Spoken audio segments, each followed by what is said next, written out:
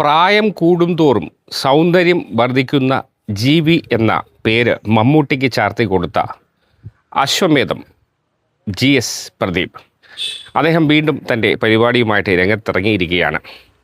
നമ്മൾ എന്ന സോഷ്യൽ മീഡിയയിലൂടെ വീണ്ടും പ്രേക്ഷകരിലേക്ക് എത്തുകയാണ് GS പ്രദീപ്. അതിനു മുന്നോടിയായി വിളിച്ചു ചേർത്ത വാർത്താ സമ്മേളനത്തിൽ അദ്ദേഹത്തിൻ്റെ അനുഭവങ്ങളെക്കുറിച്ചും ഇടയ്ക്കൊന്ന് തളർന്നുവെങ്കിലും വീണ്ടും കരകയറി അശ്വമേധം പോലെ തിരിച്ചു കയറുകയും ചെയ്ത GS പ്രദീപിൻ്റെ വാക്കുകളൊന്ന് ശ്രദ്ധിക്കാം. നമ്മളിങ്ങനെ ഒരു പത്രസമ്മേളനം ആവുമ്പോൾ അത് പറയാതെ പോകുന്നതിനേക്കാൾ മര്യാദകേട് മറ്റൊന്നുമില്ല. അത് ഇതെങ്ങനെ ആരംഭിച്ചു എന്നുള്ളതും കൂടി ഒന്ന് പറയണ്ടേ.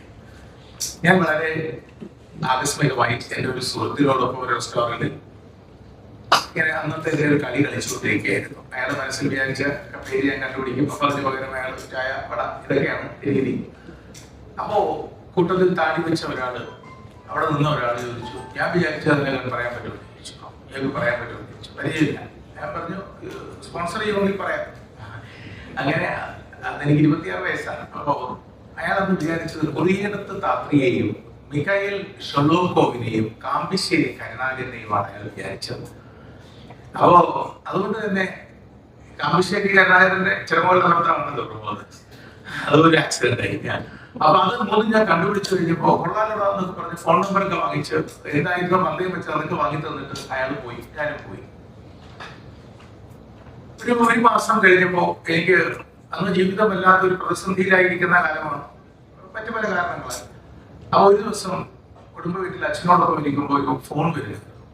അച്ഛൻ നീ ആ ഫോൺ എടുത്തത്. ഞാൻ അന്ന് ആ വീട്ടിലല്ല താമസിക്കുന്ന, അച്ഛൻ കാണാൻ പറഞ്ഞു. അപ്പൊ ഞാൻ എടുത്തപ്പോ ഇത് കൈരളി TV-യിൽ നിന്നാണ്, പ്രദീപ് അല്ലേ, അപ്പൊ ഒന്ന് ഇങ്ങോട്ട് വരണം, ചെയർമാൻ നിങ്ങളെ കാണണം എന്ന് പറഞ്ഞു. ഞാൻ ശരിയെന്ന് പറഞ്ഞ ഫോൺ വെച്ചു. അച്ഛൻ ചോദിച്ചു ആരെയാ?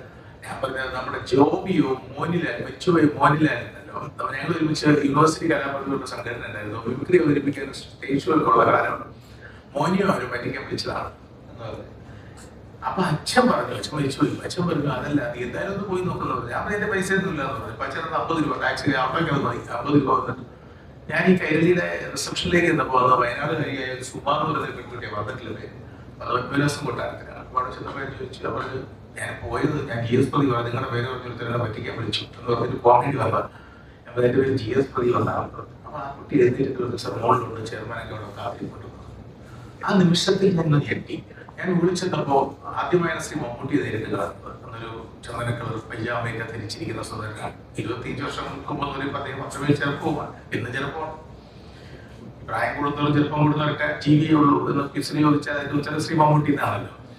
അപ്പൊ ഞാൻ അദ്ദേഹത്തിനോട് കയറി ചെന്നോ, മുരളിച്ചേട്ടനുണ്ട്, സിദ്ധാർത്ഥ മേനോൻ, ഒരുപാട് ആളുകളുണ്ട്, PT കുഞ്ഞു അമ്മതൊക്കെ. അപ്പൊ ശ്രീ മുരളിച്ചേട്ടന് മാത്രമേ അതിന് മുമ്പുള്ള യൂണിവേഴ്സിറ്റി വളപ്പിൽ ബന്ധമുള്ളൂ. മുരളിച്ചേട്ടൻ അവാർഡ് അക്കിരിയെന്ന് പറയുന്നത് തൊള്ളൊക്കെ തട്ടിയപ്പോൾ അഭിനയത്തൊക്കെ പറയുമ്പോൾ മമ്മൂട്ടി പറയും, നിങ്ങൾ ഈ മനസ്സിലെ ആളിനെ വിചാരിച്ചാൽ കണ്ടുപിടിക്കും എന്നൊക്കെ പറഞ്ഞു കേട്ടല്ലോ, ശരിയാണെന്ന് അറിയണമല്ലോ. ഞാൻ പറഞ്ഞു ഇല്ല, അങ്ങനെയല്ല, ഒരാളിനെ വിചാരിച്ചു എന്ന് പറയുന്നത് അദ്ദേഹം ഒരു കടലാസിലെ പേര് എഴുതിയ വരച്ചു. എന്നിട്ട് അദ്ദേഹം ചോദിച്ചു, മദർ തെരേസയെ പോലുള്ള പ്രശസ്തരെയൊക്കെ വിചാരിച്ചാലും തനിക്ക് കണ്ടുപിടിക്കാൻ പറ്റുമല്ലോ അല്ലേ എന്ന് ചോദിച്ചു. ആ നിമിഷത്തിൽ പെട്ടെന്ന് ഈ ആത്മീയതാന്നൊക്കെ പറഞ്ഞുകൊണ്ടാണ് ഉത്തരവാണ് ഈ പറയുന്നത്. അപ്പൊ സാധാരണഗതിയിൽ പിന്നെ ചോദിക്കേണ്ടത് ഏഷ്യനാണോ പുരുഷനാണോ ജീവിച്ചിരിക്കുന്നോ, അങ്ങനെ ഷോർട്ട് ലിസ്റ്റ് ചെയ്താണല്ലോ കണ്ടുപിടിക്കാൻ പറ്റുക. പക്ഷെ ആ നിമിഷത്തിൽ എന്തോ എന്റെ മനസ്സിലൊരു വെളിച്ചം പോലെ തോന്നി. അപ്പോ അതൊക്കെ ആയിരിക്കാം ഈ ആത്മീയത. ഞാൻ ചിന്തിച്ചത് ആ ചിന്തയാണ് ആത്മീയത, അതാണ് എന്റെ ആത്മീയത. ആ ചിന്ത അദ്ദേഹം അങ്ങനെ ചോദിച്ചത് എന്നെ ഒന്ന് പറ്റിക്കാൻ രസത്തിന് ചോദിച്ചതില്ലേ. ഞാൻ ചോദ്യങ്ങളൊന്നും ചോദിക്കാതെ അദ്ദേഹത്തിനോട് ചോദിച്ചു, അന്ന് വിചാരിച്ചത് ഇപ്പൊ ഏറ്റവും കൂടുതൽ കോൺട്രവേഴ്സ്യലായത് മോണിക്ക ലെവിൻസ്കിയുടെ പേരാണോ എന്ന് ചോദിച്ചു. അദ്ദേഹം എഴുന്നേറ്റ് വന്നിട്ട് എനിക്ക് കൈ തന്നിട്ട് അന്ന് സുന്ദരൻ സാറിന് സുന്ദരൻ സാറിനോട് അദ്ദേഹം പറഞ്ഞു, അപ്പൊ സുന്ദര എഗ്രിമെന്റ് ഒപ്പിടും, പ്രദീപിന്റെ പ്രോഗ്രാം തുടങ്ങാം എന്ന് പറയുകയായിരുന്നു അശ്വമേധം ആരംഭിച്ചത്. അതുകൊണ്ട് തന്നെ അന്ന് മുതൽ ഇന്നുവരെ അശ്വമേധത്തിന്റെ വഴികളിലും മറ്റുമൊക്കെ എല്ലാ കാലത്തും കൃത്യമായ നിർദ്ദേശങ്ങളും നിരീക്ഷണങ്ങളും ഓരോരുത്തരെയും ജീവിതത്തിലെ പല കാര്യങ്ങളിലും ശാസ്ത്രീയം ഒക്കെ ചെയ്ത ഇതിന്റെ ആരംഭകൻ എന്ന് പറയാവുന്ന ശ്രീ മമ്മൂട്ടിയോടുള്ള കടപ്പാടാണ് ഈ 25-ാം വർഷത്തിന്റെ പത്രസമ്മേളനത്തിൽ എനിക്ക് ഏറ്റവും പ്രധാനമായി കൂടി രേഖപ്പെടുത്താനുള്ളത്.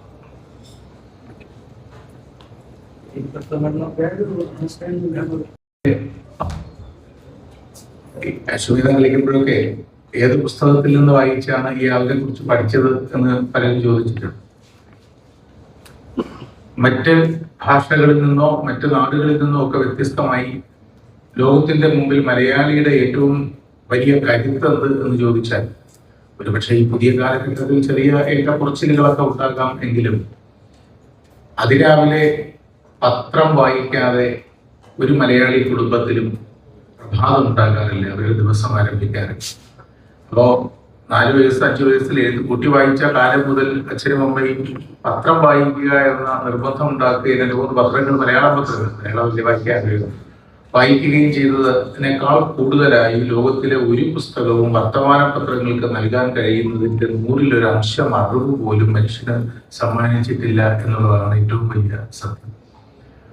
പല വിവരങ്ങളും നമ്മളിപ്പോ ആധുനിക ലോകത്തിൽ, ഈ വിർച്വൽ ലോകത്തിലാണല്ലോ ജീവിക്കുന്നത്. നമ്മുടെ പത്രങ്ങളിലെ വന്നിട്ടുള്ള പല ഇൻഫർമേഷനും പല വാർത്തകളും അതിനുശേഷം ആ പത്ര കട്ടിങ്ങുകളുടെയോ ആ പത്രലേഖകന്റെ അന്വേഷണ ത്വരയുടെയോ റിസൾട്ട് കൊണ്ട് മാത്രം ഗൂഗിൾ അടക്കം വിക്കിപീഡിയ അടക്കമുള്ള സൈറ്റുകളിലേക്ക് ബന്ധപ്പെടുന്ന സംഗതികളുണ്ട്. അയ്യപ്പൻ ഗോപാലൻ എന്ന ബ്രഹ്മസമാജത്തിന്റെ സ്ഥാപകനായ ഡോക്ടർ അയ്യപ്പൻ ഗോപാലനെ കുറിച്ച് ഒരു വാർത്ത വന്നതിന് ശേഷം, കഴിഞ്ഞ 7 വർഷങ്ങൾക്ക് ഒരു വാർത്ത വന്നതിന് ശേഷം മാത്രമാണ് അദ്ദേഹത്തിന്റെ പേരിൽ ഈ പറയുന്ന വിർച്വൽ മീഡിയകളിൽ അല്ലെങ്കിൽ യൂട്യൂബില് വിക്കിപീഡിയയിലൊക്കെ രേഖപ്പെടുത്തിയിട്ടുള്ളത്.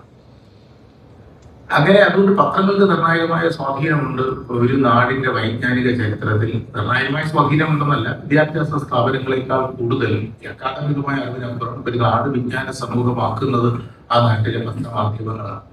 അതുകൊണ്ട് തന്നെ എനിക്ക് വ്യക്തിപരമായി എന്തെങ്കിലും ഒരു അറിവോ ഓർമ്മയോ ഉണ്ടെങ്കിൽ അതിന് സമ്പൂർണമായും ഞാൻ കമ്മിറ്റഡും കടപ്പെട്ടുമായിരിക്കുന്നത് ഞാൻ അടക്കമുള്ള ലോകമെമ്പാടുമുള്ള മനുഷ്യർക്ക് അറിവിന്റെ വാതായനങ്ങൾ തുറന്നു കൊടുക്കുന്ന പത്രമാധ്യമങ്ങൾക്കാണ് എന്നാദ്യമേ പറയട്ടെ. 2 അശ്വമേധം ആരംഭിച്ചത് 2001-ലാണ്. അശ്വമേധത്തിന്റെ 25-ാം വർഷം എന്നതിലുപരി ഇത് റിവേഴ്സ് ക്വിസ് എന്ന സങ്കല്പത്തിന്റെ, വിപരീത സമസ്യ എന്ന സങ്കല്പത്തിന്റെ 25-ാം വർഷമാണ്. മലയാളത്തിൽ കൈരളിയിലൂടെ അശ്വമേധം 5000-ൽ പരം എപ്പിസോഡുകൾ വിവിധ സീസണുകളിലായി അവതരിപ്പിച്ചു. ആ സാഹചര്യത്തിലാണ് സ്റ്റാർ TV, വിജയ് TV, തമിഴിലെ സ്റ്റാർ TVയുടെ പ്ലാറ്റ്ഫോമിലേക്ക് 3 വർഷക്കാലം അശ്വമേധം തമിഴിൽ അവതരിപ്പിക്കാൻ ശ്രമിക്കുന്നത്. അന്ന് ആകസ്മികമായി മദ്രാസിൽ വന്ന ശ്രീലങ്കക്കാരൻ അദ്ദേഹം ഇത് വളരെ പ്രഗത്ഭനായ ഒരാൾ ഇത് കാണുകയും ഹോട്ടലിൽ വെച്ച് തമിഴ് ചാനലിൽ ഇത് കാണുകയും കണ്ടപ്പോഴാണ് 8 വർഷക്കാലം തുടർന്ന് രാജാ മഹീന്ദ്ര എന്ന തിരിച്ചുപോയ ലോകത്തെ ഏറ്റവും വലിയ കോർപ്പറേറ്റ് ആയ രാജാ മഹീന്ദ്രയുടെ TV കോർപ്പറേഷനിൽ സിരസ, ശക്തി, MCV എന്ന് പറയുന്ന 3 ചാനലുകളാണ്. അവിടെ വന്ന് യുദ്ധകാലമാണ്. അവിടെ ശ്രീലങ്കയിൽ അശ്വമേധം അവതരിപ്പിക്കാൻ ഞാൻ ബാബുവിനോടൊപ്പം പോകുമ്പോൾ അന്ന് യുദ്ധകാലമാണ്. എയർപോർട്ടിൽ ഇറങ്ങിയിട്ട് പോകുമ്പോൾ ഓരോ 100 മീറ്ററിലും അടിവസ്ത്രം വരെ അയച്ച് പരിശോധിക്കുന്ന പട്ടാളക്കാരാണ്. പോലീസില്ല ശ്രീലങ്കയിലെ, പട്ടാളമാണ്. ശ്രീലങ്കയിലുള്ള പ്രധാനം ജീവിച്ചിരിക്കുന്ന കാലമാണ്. അത് 8 വർഷക്കാലം, അതായത് യുദ്ധത്തിന് മുൻപുള്ള 3 വർഷവും അതിനുശേഷമുള്ള 5 വർഷവും എന്നിങ്ങനെ 8 വർഷക്കാലം ശ്രീലങ്കയിൽ അവതരിപ്പിച്ചു. ശ്രീ ജഗ്മോഹൻ റെഡ്ഡിയുടെ, മുൻ മുഖ്യമന്ത്രിയായിരുന്ന ജഗ്മോഹൻ റെഡ്ഡിയുടെ വളരെ ആകസ്മികമായ ഒരു കാഴ്ചയിലോ ആരോ പറഞ്ഞിട്ട് അദ്ദേഹത്തിന്റെ സാക്ഷി TVയിൽ തെലുങ്കിലാണ് 300ഓളം എപ്പിസോഡുകൾ, അത് തെലുങ്ക് പഠിച്ച് തെലുങ്കിലാണ് അവതരിപ്പിച്ചത്. അതിന്റെ എല്ലാം ഭാഗമായി തന്നെ UK-യിലും ഓസ്ട്രേലിയയിലും USA-യിലും സ്വാഭാവികമായും മിഡിൽ ഈസ്റ്റിൽ പലതവണയും തുറന്ന വേദികളിൽ ലൈവായി അശ്വമേധം ഷോ അവതരിപ്പിക്കാൻ കഴിയും. ഈ ദിവസത്തിലെ 17-ാം തീയതിയുള്ള സംഗതികൾ പ്രത്യേകത കൂടിയുണ്ട്. ഈ ഒരാൾ എന്തെങ്കിലും കുറച്ച് കാര്യങ്ങൾ അറിയുന്നത് കൊണ്ടോ അത് അയാൾ ഒരു ടെലിവിഷൻ പ്രോഗ്രാമായി അവതരിപ്പിക്കുന്നത് കൊണ്ടോ നാടിനെന്തെങ്കിലും ഗുണമുണ്ട് എന്ന അഭിപ്രായം നിങ്ങളെപ്പോലെ എനിക്കുമില്ല. അതുകൊണ്ട് തന്നെ അശ്വമേധം എന്ന വൈജ്ഞാനിക പ്രവൃത്തി അല്ലെങ്കിൽ വിപരീത സമസ്യ കുറച്ചൊക്കെ അറിവ് അനുഭവിച്ചിട്ടുണ്ട് എന്നുള്ളതല്ലാതെ അതിൽ കൂടുതലായി നമ്മുടെ ഒരു വളരെ യുണീക്കായ ഒരു പ്രതിഭ അടയാളപ്പെടുത്തുന്നത് വായിക്കുന്നു. അതിൽ എന്റർടൈൻമെന്റ് വാല്യൂവിൽ, ഇൻഫർടൈൻമെന്റ് വാല്യൂവിൽ അങ്ങനെയാണ്. പക്ഷെ അതിലുപരി അതിന്റെ ഒരു സാമൂഹ്യ ധർമ്മം കുറച്ചുകൂടി നിർവഹിക്കേണ്ടതുണ്ട് അറിവിന് എന്ന് കരുതുന്നതാണ്. അതുകൊണ്ട് തന്നെ ഈ അറിവുകൾ നമ്മുടെ വർത്തമാനകാലത്തിലെ ജനറേഷന് ഇൻഫർമേഷനെ, ഇന്ന് നമ്മുടെ കുട്ടികൾ ഇൻഫർമേഷനിൽ നിന്നൊക്കെ അകന്നു പോകാൻ കാരണം അത് പലപ്പോഴും ട്രൈ ആകുമ്പോഴാണ്. പരത്തു പോയ അറിവുകൾ നമുക്ക് ആർക്കും കേട്ടിരിക്കാൻ താല്പര്യമില്ല. നമ്മളത്ര പോയി ബുദ്ധിമുട്ടി നമ്മുടെ വൈകുന്നേരങ്ങളിൽ സിനിമാ തിയേറ്ററിൽ പോയി നമ്മളൊരു ഡാർക്ക് സിനിമ അധികം പേർ കാണാത്തതിന്റെ കാരണം നമ്മുടെ സമയമില്ലാത്ത സമയത്ത് ദുരൂഹമായതൊക്കെ കണ്ട് ബുദ്ധിമുട്ടാൻ പ്രയാസമുള്ളതുകൊണ്ട്. എന്നാൽ അറിവിന് മറ്റേത് കലയേക്കാൾ കൂടുതൽ ഇൻഫർടൈൻമെന്റ് ആളുകൾ ആസ്വദിപ്പിക്കാൻ കഴിയും വ്യത്യസ്തങ്ങളായ അറിവുകൾ. ആ അറിവുകൾ നമ്മുടെ നാട്ടിലെ വിവിധങ്ങളായ തലമുറകളുടെ മുന്നിൽ എത്തിക്കുക എന്ന ലക്ഷ്യത്തോടു കൂടി ഒരു ഇൻഫർടൈൻമെന്റ് മാധ്യമം ആരംഭിക്കുകയാണ്. നവമാധ്യമ സങ്കേതങ്ങൾ ഉപയോഗിച്ചാണ് യൂട്യൂബിന്റെയും ഫേസ്ബുക്കിന്റെയും ഇൻസ്റ്റയുടെയും എക്സിന്റെയും സഹായത്തോടു കൂടി അല്ലെങ്കിൽ ആ സങ്കേതങ്ങൾ ഉപയോഗിച്ചുകൊണ്ട് ആരംഭിക്കുന്ന ഒരു നവമാധ്യമ ചാനലിന്റെ ലോഞ്ചിങ് ആണ്. അശ്വമേധത്തിന്റെ 25 വർഷം പൂർത്തിയാക്കുമ്പോൾ എന്ത് ചെയ്യണമെന്ന ചോദ്യത്തിനുള്ള എന്റെ ഉത്തരം എന്തെനിക്കറിയാമോ അതെല്ലാം മറ്റുള്ളവരിലേക്ക് പങ്കുവയ്ക്കാൻ 30-40 യുവാക്കൾ, എല്ലാം 30 വയസ്സിനൊക്കെ താഴെയുള്ള യുവാക്കളുടെ കൂട്ടായ്മയോടുകൂടി ഒരു പുതിയ നവമാധ്യമ ചാനലിന്റെ നേതൃത്വത്തിൽ നിന്ന് ആരംഭിക്കുന്നു. നമ്മൾ എന്നാണ് അതിന്റെ പേര്. ഈ ഞാൻ നീ എന്നത് മാത്രമായി നമ്മൾ ചുരുങ്ങി പോകുന്ന ഒരു കാലഘട്ടത്തിൽ നമ്മൾ എന്നത് കൂടുതൽ പ്രാധാന്യമുള്ളത് എന്നതുകൊണ്ടാണ് നമ്മൾ എന്ന പേരുള്ളത്. അതിന്റെ ലോഞ്ചിങ് ശ്രീ ബേസിൽ ജോസഫാണ് അന്ന് നിർവഹിക്കുന്നത്. സൂര്യനാരായണൻ ആണ് അതിന്റെ എക്സിക്യൂട്ടീവ് പ്രൊഡ്യൂസർ. 10-30ഓളം യുവാക്കൾ അതിനോടൊപ്പം ചേരുന്നുണ്ട്. ബേസിലിന്റെ പ്രത്യേകത, ബേസിൽ ഈ അശ്വമേധം സ്റ്റുഡിയോയിൽ 500 എപ്പിസോഡുകളുടെ സ്റ്റുഡിയോ പരിമിതികൾ കഴിഞ്ഞിട്ട് നമ്മൾ തുറന്ന വേദിയിൽ നടത്തി. കാസർഗോഡ്, തലശ്ശേരിയിലും ഒക്കെ ലാത്തിചാർജ് രീതിയിൽ ആളുകൾ വന്നു. 3 ദിവസം രാവിലെ മുതൽ രാത്രി വരെയുള്ള ഷോ, 2 മണിക്കൂർ ഷോ അല്ല. അങ്ങനെ നടത്തിക്കൊണ്ടിരിക്കുമ്പോൾ മഞ്ചേരി എല്ലാം കഴിഞ്ഞിട്ട് വയനാട് സുൽത്താൻ ബത്തേരിയിൽ ടൗൺ ഹാളിൽ അശ്വമേധം, നിങ്ങൾ ചിലരൊക്കെ ആ വീഡിയോ ഒക്കെ കണ്ടു കാണുമ്പോൾ പണ്ട് ഇടയ്ക്കൊക്കെ വന്നിരുന്നു വൈറലായിരുന്നു. നടത്തുമ്പോൾ 8ാം ക്ലാസ്സിലോ മറ്റോ 9ാം ക്ലാസ്സിൽ പഠിക്കുന്ന ഒരു ബാലൻ, 10-12 വയസ്സുള്ള ഒരു ബാലൻ അതിൽ പങ്കെടുക്കുന്നുണ്ട് സ്റ്റേജിൽ. ഇപ്പൊ ഞാൻ ആൾക്കൂട്ടത്തിന്റെ പേരിൽ നാം കളിക്കുന്നത് ഏഷ്യനാണോ ഇന്ത്യനാണോ എനിക്ക് പാടില്ലാത്തൊരു വീഡിയോ പ്ലേ ചെയ്യാൻ കഴിയും. അപ്പൊ അയാൾ അങ്ങനെ കളിച്ചിട്ട് കണ്ടുപിടിച്ചു. അയാൾ വിചാരിച്ചു ഉദയശങ്കരനെയാണ്, അതിന് കണ്ടുപിടിച്ചു, അതിന്റെ കയ്യിൽ പോയി. അത് നമ്മൾ അറിഞ്ഞിരുന്നില്ല. ഈ കേരളം പിന്നീട് ശ്രദ്ധിക്കാൻ പോകുന്ന ഏറ്റവും വലിയ ചലച്ചിത്ര പ്രതിഭയുടെ താരരശ്മിയാണ് അവിടെ കേൾക്കുന്നത്. അത് ബേസിലിന്റെ എപ്പിസോഡ് ഉണ്ടോ എന്ന് പിന്നീട് ബേസിലുമായി ബന്ധപ്പെട്ടവരൊക്കെ വിളിച്ച് ചോദിക്കുമ്പോൾ ഞങ്ങള് കൈരളിയിൽ ഇത്രയും എപ്പിസോഡില്ല, 1000-കണക്കിന് എപ്പിസോഡുകൾ ഉള്ളതുകൊണ്ട് പഴയ കാലത്ത് ഡിജിറ്റലൊന്നും അല്ല, റിമാറ്റിക് ക്യാമറയൊക്കെ ആണല്ലോ, ആ ടേപ്പൊക്കെ കണ്ടുപിടിച്ചെടുക്കുകയായിരുന്നു നമ്മൾ ചെയ്യുന്നത്. അതുകൊണ്ട് തന്നെ ബേസിൽ അദ്ദേഹത്തിന്റെ ഒരു നൊസ്റ്റാൾജിയ, അദ്ദേഹം ബേസിൽ ജോസഫ് ആകുന്നതിന് മുമ്പിലുള്ള കുട്ടിക്കാലത്ത് പങ്കെടുത്ത അശ്വമേധത്തിന്റെ നൊസ്റ്റാൾജിയ ഇരുന്ന അദ്ദേഹം കേരളത്തിലെ പ്രധാനപ്പെട്ട ആളാകുമ്പോൾ അതിന് 25ാം വർഷത്തിൽ പങ്കെടുക്കാൻ എത്തുന്നു എന്നുള്ളതാണ് ആ ഒരു നൊസ്റ്റാൾജിക്കായ സന്തോഷം.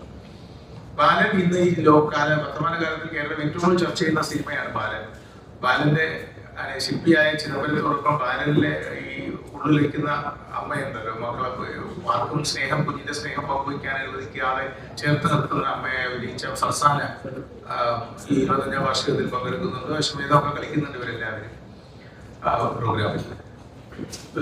ഹരിശങ്കർ പാട്ട് പാടുന്നുണ്ട്, ഹരിശങ്കറിന്റെ സംഗീതം വരുന്നുണ്ട്.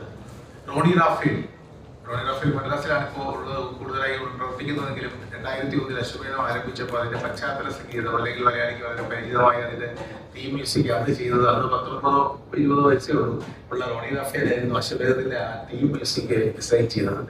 റോണിയുടെ പ്രോഗ്രാംസ് ഉണ്ട്. അശ്വമേധം 100 എപ്പിസോഡുകൾ പൂർത്തിയാക്കി വേദിയില് കോഴിക്കോട് ടാഗോർ തിയേറ്ററിൽ 100ാം എപ്പിസോഡിന്റെ മറ്റു പ്രോഗ്രാം നടക്കുമ്പോൾ നമ്മൾ ആരംഭിച്ചത് ശ്രീ കല്ലറഗോപൻ വയനാട്ടിലെ അശ്വമേധം എന്ന കവിത എഴുതിക്കൊണ്ടാണ്. അദ്ദേഹത്തിന്റെ കല്ലറഗോപന്റെ കവിതയും നാടകഗാനങ്ങളുമുണ്ട്. ഭരതകല ഒരുക്കുന്ന നൃത്തങ്ങളുണ്ട്.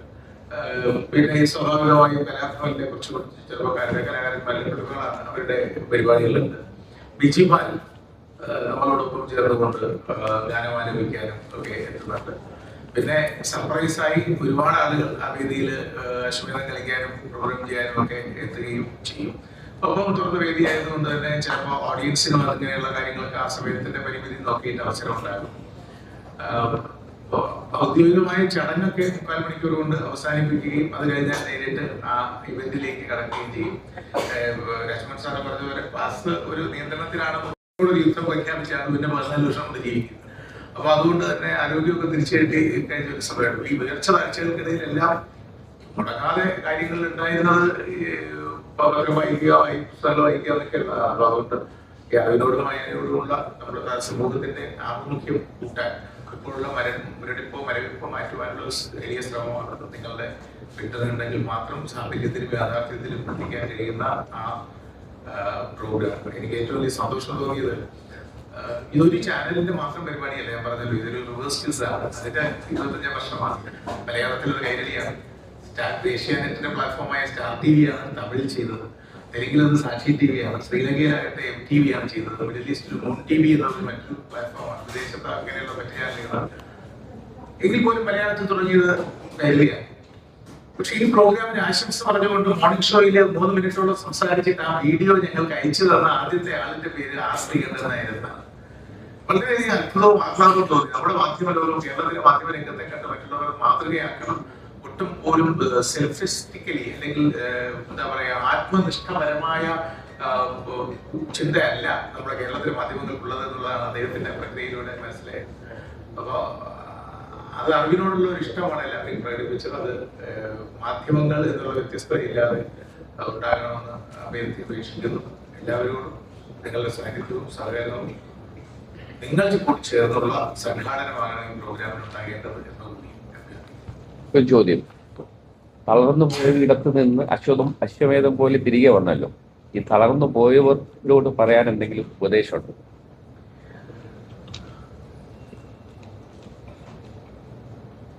ഞാൻ തളർന്നുപോയ ഇടത്ത് നിന്ന് തിരിച്ചു വരുന്ന ഉദ്ദേശമെങ്കിൽ വളരെ സത്യസന്ധമായി പറഞ്ഞാൽ എന്റെ പണ്ടുണ്ടായിരുന്ന മദ്യപാനശീലം കൊണ്ടാണ് ഞാൻ തളർന്നു പോയത്. തുറന്ന പല വേദികളിൽ ഞാൻ പറഞ്ഞിട്ടുള്ളതാണ്. അതുകൊണ്ട് മാത്രം വന്ന തളർച്ചയാണ് അത് എന്ന് അതിൽ നിന്ന് മുക്തി നേടി വന്നത് തിരിച്ചു വന്നത്. അതൊരു രോഗമാണ്. അതൊരു ഭയങ്കര മദ്യപാനിയാണ്, ഭയങ്കര ആൾക്കാരാണല്ലോ എന്നൊന്നും കരുതുന്നല്ല. മദ്യപാനം ഒരു രോഗാവസ്ഥയാണ്. ആ രോഗാവസ്ഥയിൽ നിന്ന് മുക്തി നേടാൻ മരുന്നുകളൊക്കെ നല്ലതാണ്. പക്ഷെ അതിനേക്കാൾ നല്ല മരുന്ന് രാത്രി പതിൽ കൂടുതൽ മദ്യപിച്ച് ഒരു ദിവസം വീട്ടിലേക്ക് ചെന്നാൽ മതി. ചെന്നിട്ട് ഉറങ്ങിക്കിടക്കുന്ന ഭാര്യയും കുഞ്ഞും ഉണ്ടെങ്കിൽ അവരുടെ അരികിൽ അവർ ഉറങ്ങിക്കിടക്കുമ്പോൾ അരമണിക്കൂർ നേരം ഒന്ന് നോക്കി നിന്നാൽ മതി. മദ്യപാനത്തിൽ നിന്ന് മുക്തി നേടാൻ അതിനേക്കാൾ കൂടുതൽ മികച്ച മരുന്നുണ്ടെന്ന് കരുതുന്നില്ല. പിന്നെ സ്വാഭാവികമായി വിശ്വാസം അവനവനിലാകണം ഏറ്റവും ആദ്യം. അവനവനെ സ്നേഹിച്ചു തുടങ്ങുമ്പോഴേ നമുക്ക് അവരെ സ്നേഹിച്ചു തുടങ്ങാൻ. ഒരു മദ്യപാനി ഒരിക്കലും അവനവനെ സ്നേഹിക്കുന്നു. അവിടെ എപ്പോഴും ഒരു ആത്മീയത കടന്നു വന്നു. എനിക്കോ തളർച്ചയിലിടയിൽ അങ്ങനൊരു ഞാൻ എല്ലാ കാലത്തും എന്റെ 60 മുതൽ എന്റെ ആത്മീയതയ്ക്ക് പക്ഷേ ഒരു മതത്തിന്റെ ചട്ടക്കൂടില്ല തന്നെ ഉണ്ട്. അതായത് അറിവിലും ഏറി അടങ്ങിയിരുന്നവൻ തന്നെ ഇരുവിലും ഒത്തു പുറത്തും ഉജ്ജ്വലിക്കും. കരുവിന് കണ്ണുകൾ 5 മുള്ളടക്കി തെരുതരെ വീണ് വണങ്ങി യോധനയിടമെന്ന് ശ്രീനാരായണഗുരു എഴുതിയപ്പോ അദ്ദേഹം പറഞ്ഞത് അറിവിലും ഏറെ അറിയുന്നതാണ് മിടുക്കുന്നതല്ല, വലിയ യുസ് നടത്തുന്നതോ അശ്വയം നടത്തുന്നതാണ് മിടുക്കെന്നല്ല എഴുതിയത്. അറിവിൽ ഏറി അറിയുക എന്ന് പറഞ്ഞാൽ മറ്റുള്ളവരെ കൂടി അറിയാനുള്ള മനസ്സുണ്ടാക്കുക, അതാണ് അറിവ് എന്നല്ലേ. ആത്മീയതയില് മതമില്ലെന്നേ ഉള്ളൂ. ആത്മീയത എനിക്ക് എല്ലാ കാലത്തും ഉണ്ട്. All the best. വാർത്തകളും വിശേഷങ്ങളും ഇവിടെ അവസാനിക്കുന്നില്ല. മറ്റൊരു വാർത്തയുമായി നമുക്ക് വേഗം കണ്ടുമുട്ടേണ്ടതുണ്ട്. അതുവരെ എല്ലാവർക്കും നല്ലൊരു ദിവസം ആശംസിക്കുന്നു. Good luck.